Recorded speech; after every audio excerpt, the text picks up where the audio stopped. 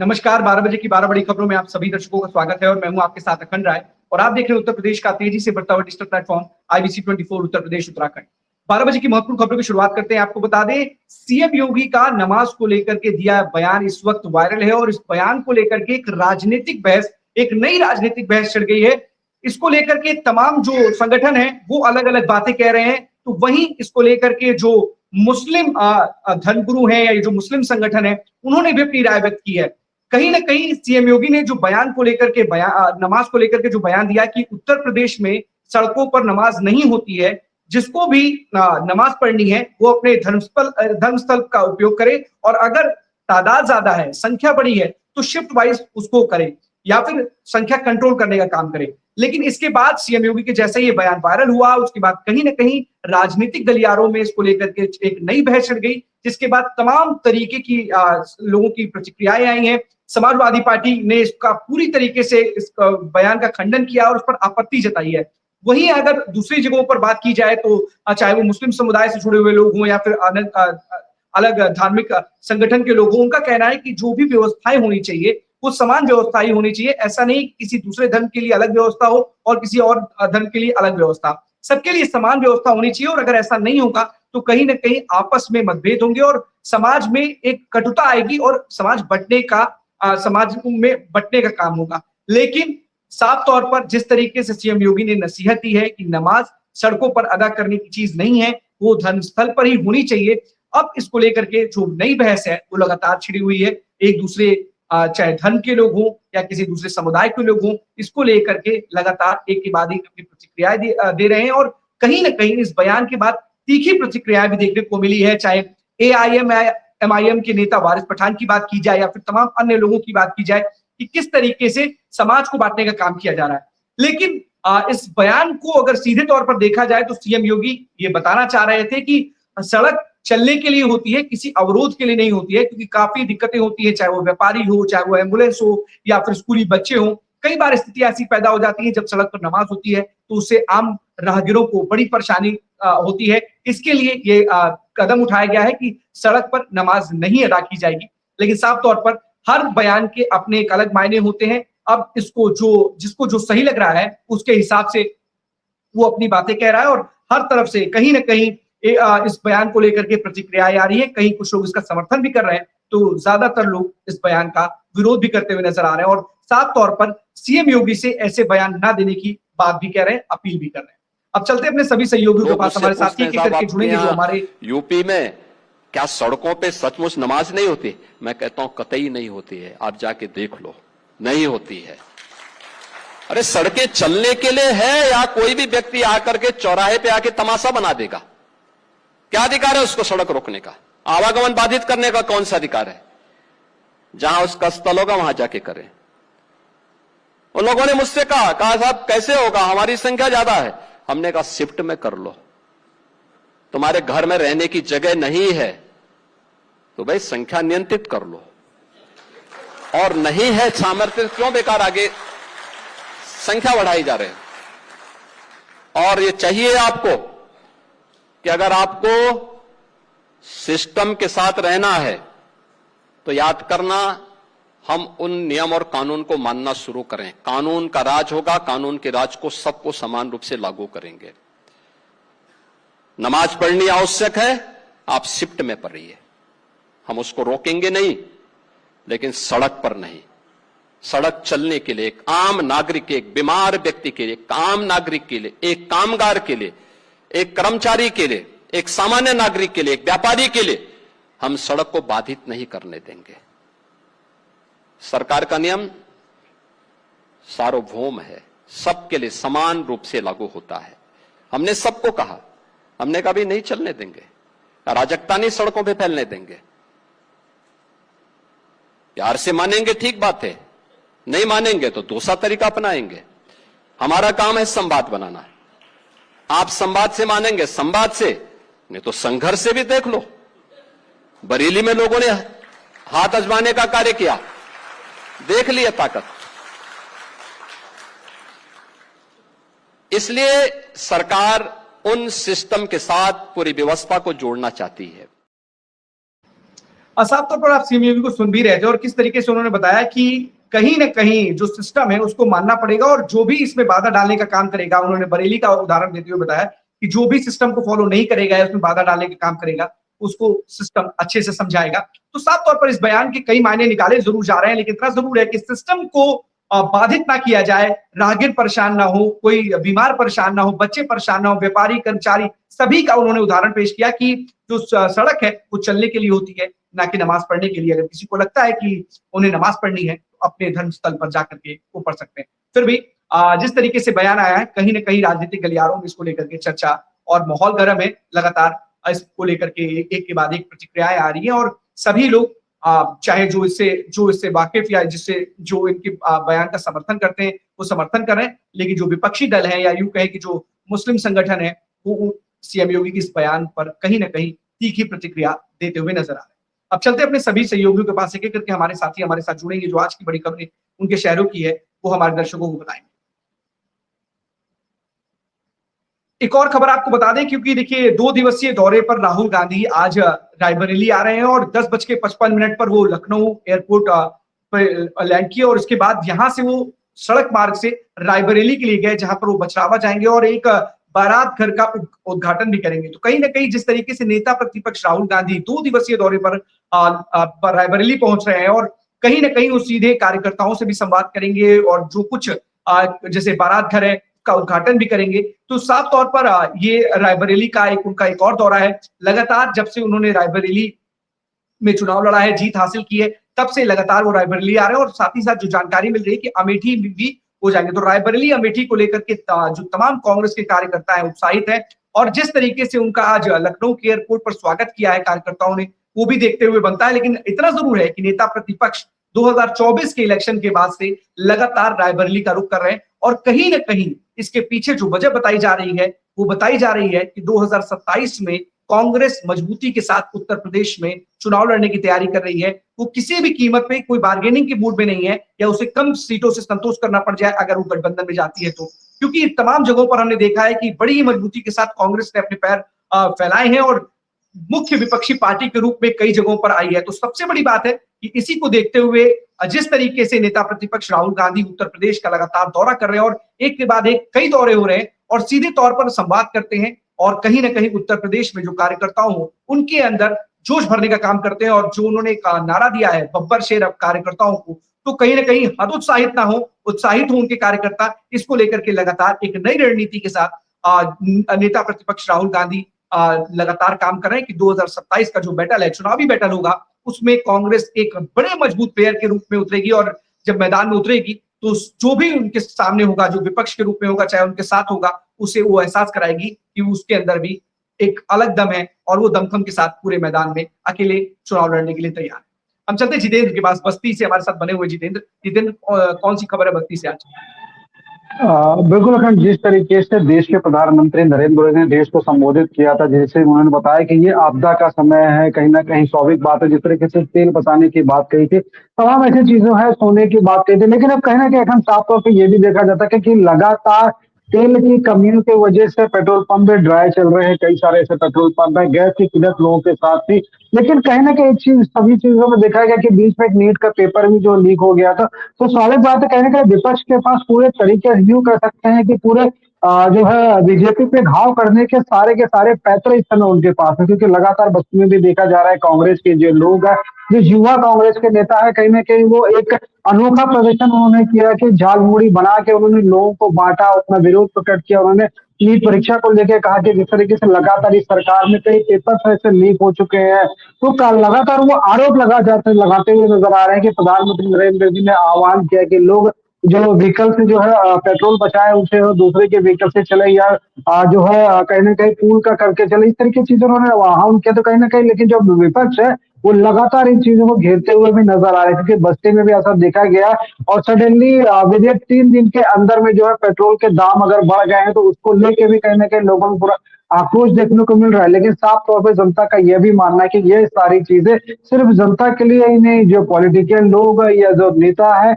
उनके लिए भी ये चीजें होनी चाहिए। जो बड़ी बड़ी गाड़ियों के काफिला लेके चलते हैं लोग, इस समय जिस तरीके से एक ट्रेंड सा चल गया है कि पूरे देश में हर जगह जो नेता है वो फोटो वीडियो पोस्ट कर रहे हैं, उनके पीछे देखा जाता है कहीं ना कहीं उनकी गाड़ियों की लग्जरी लाइनें लगी होती है या गाड़ियां आगे होती है।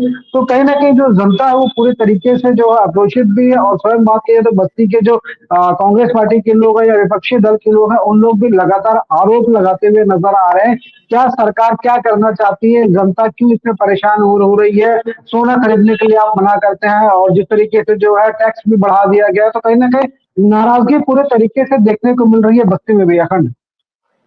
सबसे बड़ी बात है कि तस्वीरें आ रही हैं कुछ जगहों से जितेंद्र की, जहां पर जब हमने देखा था कि गैस को लेकर की किल्लत थी, एलपीजी को लेकर की किल्लत थी, तो लोग जो एलपीजी एजेंसी थी उसके बाहर मच्छरदानी लगा के सो जा रहे थे। कई जगहों से ऐसी तस्वीरें अभी भी आ रही है, महाराजगंज से और जगहों से ऐसी तस्वीरें आ रही है जहां पर सोशल मीडिया पर दिख रही हैं कि लोग पेट्रोल पंप के बाहर अपनी बारी का इंतजार करने के लिए पेट्रोल पंप खुलने का इंतजार कर रहे हैं। क्या बस्ती में भी कुछ इस तरीके के हालात है? क्योंकि आपने बताया कि बहुत सारे पेट्रोल पंप पे इस तरीके के हालात बने हुए हैं। इसके पीछे क्या प्रशासन ने कोई वजह बताई है? क्या वजह है आखिरकार पेट्रोल ना मिल पाने के कारण? क्योंकि लोग तो कह रहे हैं कि 3 रुपए 4 रुपए महंगा हो गया है। 3 रुपए पहले हुआ था, फिर 90 पैसे बढ़ गया, तो करीब 4 रुपए महंगा हो गया है। तो लोग तो तभी पेट्रोल डीजल खरीदना चाहते हैं। लेकिन पेट्रोल डीजल की उपलब्धता ना होना ये एक बड़ा विषय है, क्योंकि इसके पीछे प्रशासन क्या तर्क दे रहा है, क्या वजह बता रहा है? देखिए, प्रशासन की तरफ से कोई भी ऐसा बयान भी नहीं आया है, ना ही अगर बात की जाए जिस तरीके से पेट्रोल पंपों पे जैसे ही तेल आता है और आने के बाद वहाँ भीड़ लग जाती है, प्रशासन की तरफ से कोई सुरक्षा की बात की जाए, क्योंकि लगातार तस्वीरें कई जगह से देखी गई है कि पेट्रोल पंपों पे मारपीट तक ऐसे वीडियो सामने आ जा रहे हैं। तो सुरक्षा के लिए ऐसे कोई इंतजाम नहीं किया गया, ना ही किसी तरह की कोई बयान आया हुआ है। तो कहीं ना कहीं ये चीज भी साफ है, क्योंकि जिस तरीके से अब खेती का भी समय आने लगा है, तो गेहूं की फसल कटी है, तो कहीं ना कहीं धान का भी समय आ रहा है। तो किसान स्वाभाविक बात है उनके डब्बे में जिस तरीके से जो है ट्रैक्टर हो चाहे जो है इंजन हो, उसमें डालने के लिए तेल की आवश्यकता होती है, तो डिब्बों में भी तेल नहीं मिल रहा है। क्योंकि स्वाभाविक बात है जिस तरीके से जो नियम है, जो कानून है कि जिस तरीके से डिब्बे में तेल ना दिया जाए, तो स्वाभाविक बात है कहने कि उनको अपने ट्रैक्टर लेके इवन तक ये भी देखा गया कि इंजन तक लेके लोग चले आते हैं तेल डालने के लिए। बीच में जब तेल को लेकर काफी क्राइसिस थी, तो बस्ती में देखा गया था किस तरीके से 1000 की टंकी को पानी की टंकी लेकर तेल भरवाने के लिए पहुंच गए थे। तो स्वाभाविक बात है कहीं ना कहीं जो फसल जो किसानी का जो समय आ रहा है उसको लेकर काफी दिक्कतों का सामना किसानों को भी करना पड़ेगा। क्योंकि स्वाभाविक बात है खेत पूरी तरीके से यूं कहते हैं कि धूप की वजह से वो चटक गए, तो बिना सिंचाई के और जो है उससे जो है खेतों की जुताई करना तो किसानों के लिए कहीं ना कहीं एक बहुत बड़ा चैलेंजिंग यूं कह सकते हैं कि तेल सबसे बड़ा चैलेंजिंग है। अगर तेल उनको समय से मिलेगा तो शायद हो सकता है कि बुआई भी समय से हो सके। फिलहाल अभी तक प्रशासन की तरह कोई ऐसे इंतजाम नहीं किए कि जिस तरीके से या किसान के लिए कोई इंतजाम किए गए कि किसान जो है उनको कुछ तेल मुहैया कराया जाए, या जिस तरीके से फॉर्म रजिस्ट्री की गई है कि उनको जो खाद की दिक्कतें ना हो वो समय से मिले। तो कुछ ऐसे नियम, कुछ ऐसी चीजें लानी चाहिए कि किसानों को भी आसानी से तेल उपलब्ध हो जाए, वो अपनी खेतों की सिंचाई या बुवाई जो है वो आने वाले समय में सुचारू रूप से कर सके। इस तरह की दिक्कत, इस तरह की जो चीजें वो कहने के प्रशासन को सोचना चाहिए कि किसान के लिए कुछ इस तरह की चीजें बढ़ानी चाहिए अखंड। हाँ, बिल्कुल सही बात है, क्योंकि देखिए अब किसानों जो किसान है वो सरकार पर निर्भर है, और अगर ऐसे में इस वक्त जब फसल की बुआई के लिए या यूं कहे कि रोपनी के समय आ रहा हो और पानी चलाना हो, क्योंकि बहुत ज्यादा भीषण गर्मी पड़ रही है और जिस तरीके से जितेंद्र ने बताया कि जो खेत हैं वो चटक रहे हैं, तो ऐसे में पानी की व्यवस्था सबसे बड़ी खेती के लिए इंपॉर्टेंट होती है। और अगर ऐसे में संसाधन के लिए अगर पेट्रोल डीजल नहीं मिलेगा किसानों को, तो वो कैसे अपने खेतों की सिंचाई कर पाएंगे, अपने आप में एक बड़ा सवाल है। इसको लेकर के प्रशासन को कोई जरूर कदम उठाने चाहिए, क्योंकि कहीं ना कहीं ये एक बड़ी आपदा उन किसानों के लिए भी है और साथ ही साथ ये कहीं ना कहीं पूरे देश के लिए भी एक बड़ा गंभीर संकट बन जाएगा अगर किसानों को सही वक्त पर पेट्रोल डीजल और यूरिया जैसी जो मूलभूत सुविधाएं खेती के लिए हैं वो भी अगर नहीं मिल पाएंगी बुनियादी चीजें, तो कहीं ना कहीं एक बड़ी दिक्कत पैदा हो जाएगी। फिलहाल इस पूरी बात खबर को लेकर के जितेंद्र जरूर बात कीजिएगा अधिकारियों से और पूछिएगा कि आखिरकार क्या वजह है कि पेट्रोल डीजल जो है वो लोगों को नहीं मिल पा रहा और लोग इसके लिए इतना बेचैन है कि पेट्रोल कहना चाहूंगा इसमें एक चीज बिल्कुल कहना चाहूंगा, देखिए कहीं ना कहीं स्वाभाविक बात है, कहीं ना कहीं जिस तरीके से भारत को सोने की चिड़िया कहा जाता है, किसान अन्नदाता होता है, तो स्वाभाविक बात है अगर खेती में देरी होगी तो स्वाभाविक बात है धीरे धीरे करके आगे तमाम ऐसी समस्या आ जाएंगी। क्योंकि अन्नदाता अपनी किसान जो उनके अनाज उनको बेचने में दिक्कत आएगी, बुआई के समय खाद न मिल रही है, तमाम ऐसी दिक्कतें हैं जिससे अभी छोटे स्तर पर अगर शायद इस तरीके से इसको समझा जाए, व्यवस्था की जाए, तो शायद आने वाले समय में ऐसी कोई दिक्कतें ना हो सकती। कहीं ना कहीं आगे चल के ये लंबी दिक्कत कर सकते हैं अखंड। हाँ बिल्कुल जितेंद्र, बहुत बड़ी दिक्कतें पैदा हो सकती हैं जिसको समय रहते इस पर कार्रवाई करनी चाहिए और इस पर कुछ न कुछ ऐसे एक्शन जरूर लेने चाहिए जिससे इस तरह की स्थितियां पैदा ना हो और लोगों को परेशानी और दिक्कतों का सामना न करना पड़े। फिलहाल इस पूरी खबर पर जरूर नजर बनाए रखिएगा जितेंद्र, अगर हो सकेगा तो जिम्मेदारों से बात कीजिएगा और पूछिएगा कि आखिरकार इस समस्या के लिए आप समस्या के निदान के लिए आप किस तरीके के कदम उठा रहे हैं और अभी तक आपने क्या उपाय किए हैं। बहुत बहुत धन्यवाद आपका जितेंद्र इस तमाम जानकारी के लिए। आदर्श के पास चलते हैं हरदोई। आदर्श, आप बताइए। अगर जी थोड़ा हमको समझ दीजिए, अभी नयन जाप आने वाले हैं महान जी, तो कुछ देर में हम ठीक है आकाश, आकाश के पास चलते हैं। आकाश हमारे साथ पीलीभीत से बने हुए हैं। आकाश बताइए कौन सी खबर है। अखंड जी, आपको बताना चाहेंगे पीलीभीत में संपत्ति के विवाद को लेकर जादू टोना में बदल गया है। वहीं पीड़ित ने थाना सुनगढ़ी में एक तहरीर दी है जिसमें बताया है कि वह पीलीभीत के थाना सुनगढ़ी क्षेत्र के मोहल्ला नई बस्ती में उसका मकान है और उनके भाई से संपत्ति का विवाद चल रहा था। इसको लेकर उन्होंने जादू टोना का आरोप लगाया है। कुछ जो लौंग और कुछ जल भी उनकी छत पर छिड़का हुआ पाया गया था। इसकी सूचना जब थाना सुनगढ़ी पुलिस को लगी तो मौके पर पुलिस पहुंची है और उनके द्वारा जो तहरीर दी गई है उसके आधार पर उनके खिलाफ कानूनी कार्रवाई भी की जा रही है। क्या कार्रवाई की है पुलिस ने? पुलिस को अभी तक जो जांच की है पुलिस ने उसमें क्या तथ्य निकल करके सामने आए, किस तरीके की जानकारी निकल करके सामने आई? क्या इस तरीके की बातें जो आरोप लगाए गए हैं एक भाई के दूसरे भाई पर, क्या उस पर पुलिस को कोई जांच में कुछ सबूत मिले, अहम सबूत जिसकी लेकर के वो कार्रवाई करने में जुटी हुई है? अखंड जी, जिस तरीके से पुलिस मौके पर पहुंची थी वहां पर कुछ लौंग टाइप की चीजें वस्तुएं मिली थी और कुछ छत पे गीला यानी कि जल छिड़का हुआ भी पाया गया था और सीसीटीवी फुटेज के आधार पर पुलिस वही जांच कर रही है। जैसे ही जांच में जो सत्यता के आधार पर होगा उसी के खिलाफ कार्रवाई की जाएगी। बिल्कुल खबर पर नजर जरूर बनाए रखिएगा क्योंकि इस तरीके की जमीन को संपत्ति के मामले कई सारे आते हैं जिसमें भाई भाई के दुश्मन बन जाते हैं और कई बार ये एक मामला बड़ा मामला बन जाता है। पुलिस को ऐसे मामले को संजीदगी से लेना चाहिए और इस पर जो भी उचित कार्रवाई हो जरूर करनी चाहिए। बहुत बहुत धन्यवाद आपका आकाश इस तमाम जानकारी के लिए। आदर्श के पास चलते हैं। आदर्श हमारे साथ हरदोई से बने हुए। आदर्श बताइए।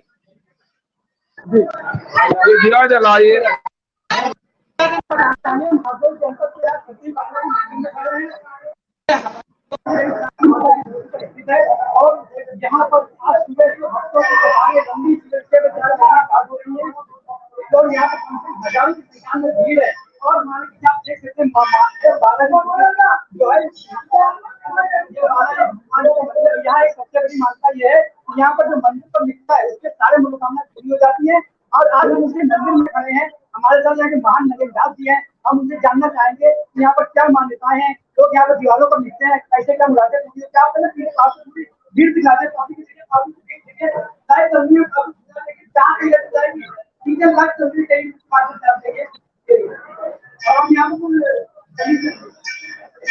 आपका क्या नाम है?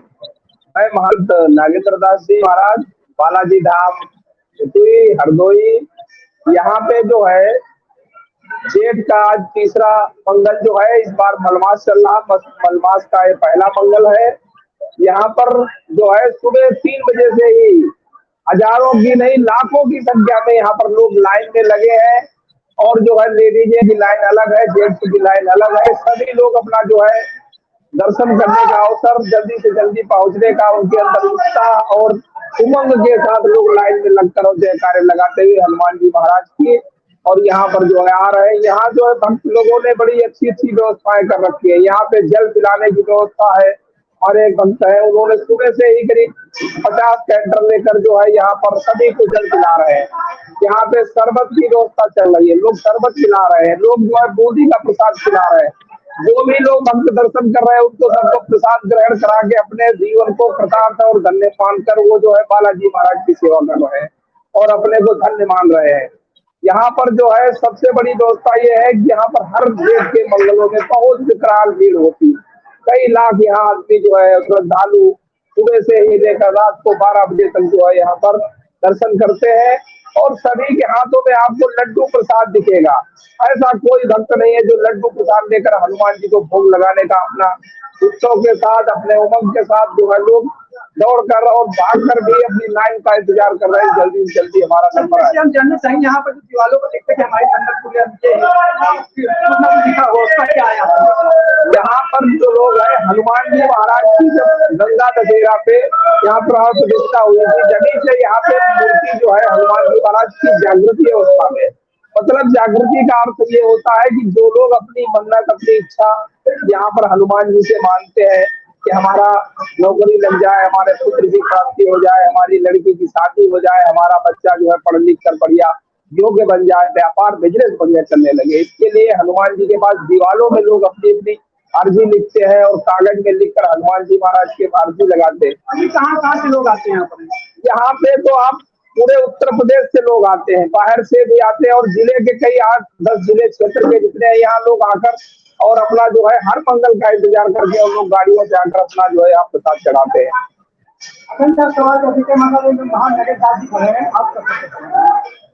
आदर्श, एक सवाल ये है कि महाराज जी, जिस तरीके से आपने बताया कि मलमास का आज पहला बड़ा मंगल है, क्योंकि इस बार बड़े मंगल कई पड़ रहे हैं और इस बार करीब करीब 2 महीने का 8 बड़े मंगल हैं और मलमास में पहला बड़ा मंगल आज पड़ रहा है, तो आज के इस दिन का क्या महत्व है, मलमास के बड़े मंगल का क्या महत्व है, जरा ये हमारे दर्शकों को बताइए। जब भगवान राम जो है सीता का हरण हो गया, तो भगवान जब लंका पे चढ़ाई करने के गए तो जेठ के मास में ही हनुमान जी महाराज की और राम जी की जो है मुलाकात हुई, और उस मुलाकात को इतना अपार माना जाता है कि लोग हनुमान जी को जब मिलते हैं तो पूरे जीवन की अपनी कल्पना लेकर हनुमान जी के महाराज जी के पास चलते हैं और जो भी कार्य मन में रहता है वो हनुमान जी महाराज पूरा करते हैं। जैसे भगवान राम ने सीता को खोजने के लिए अपना मन बना के निकले और हनुमान जी से मुलाकात हुई और उनका सब कार्य पूरा हुआ। थोड़ा हम अभी लास्ट में आएंगे, समय आपकी भक्त लोग भी आएंगे, बात करेंगे।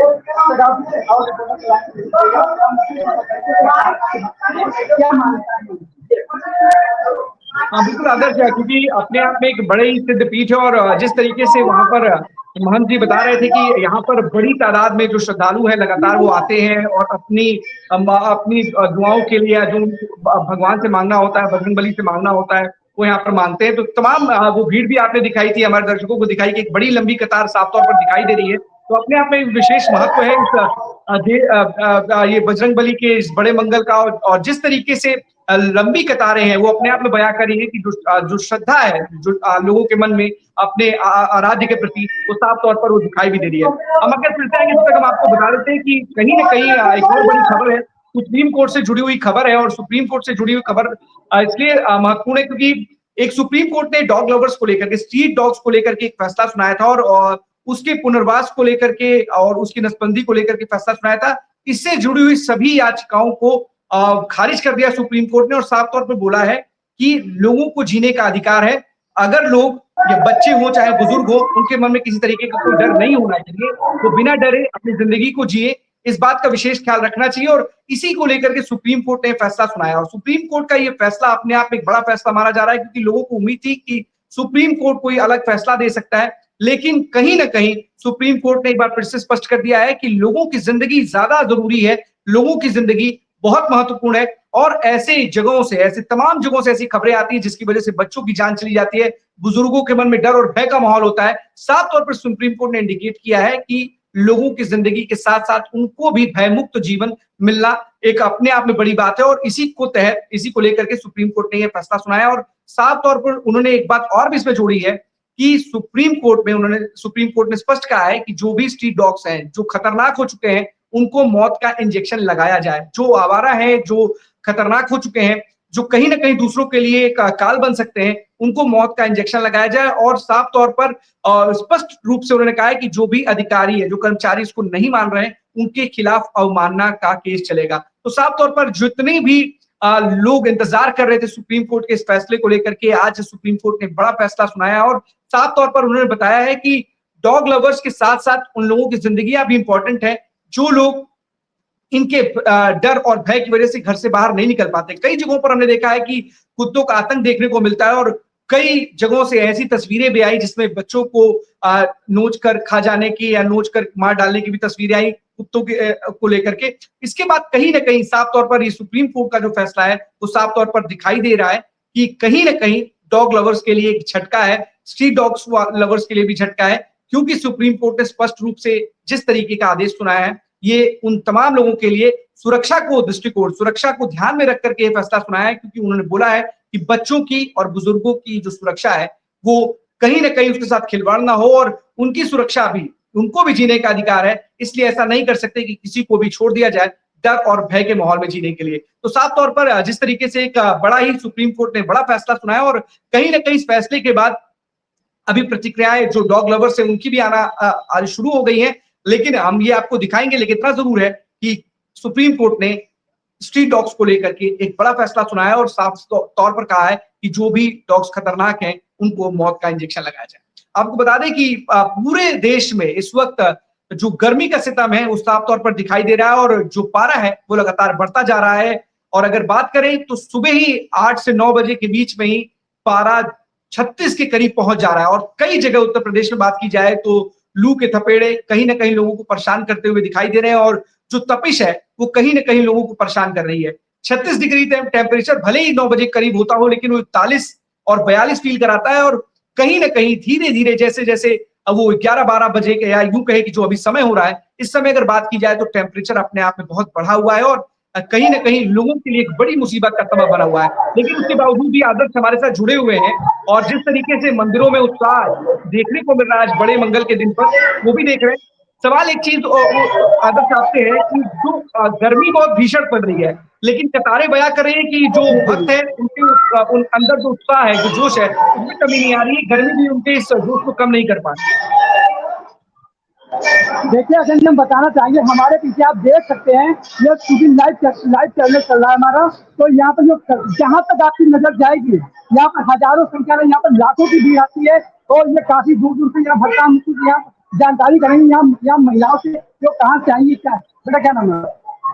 इधर जी, क्या नाम है? आप कहाँ से आई हो? यहाँ पर क्या मानता है मंदिर की? क्या मानता है? हमारे एक माता जी खड़ी है, क्या नाम है आपका? कहाँ से आइए? क्या मानता है इस मंदिर की? तो यहाँ पर जो महिलाएं कुछ आती है, महिलाएं की नौकरी लग जाए, और यहाँ पर दीवारों पर लिखा जाता है। हम लगातार यहाँ पर लाइव तस्वीरें आपको माध्यम से दे रहे। यहाँ ये देखिए, यहाँ पर लाइव तस्वीरें चैनल के माध्यम से दिखला रहे हैं। तो बेटा, आप कहाँ से आए हो? कहाँ से आए हो आप? बोलिए, क्या करते हैं यहाँ पर? प्रसाद चढ़ाने है। भैया, क्या नाम है? शिवम। कहाँ से आप आए हो? बोलिए। ये मंदिर जो है क्या मान रहा है? मंदिर जी,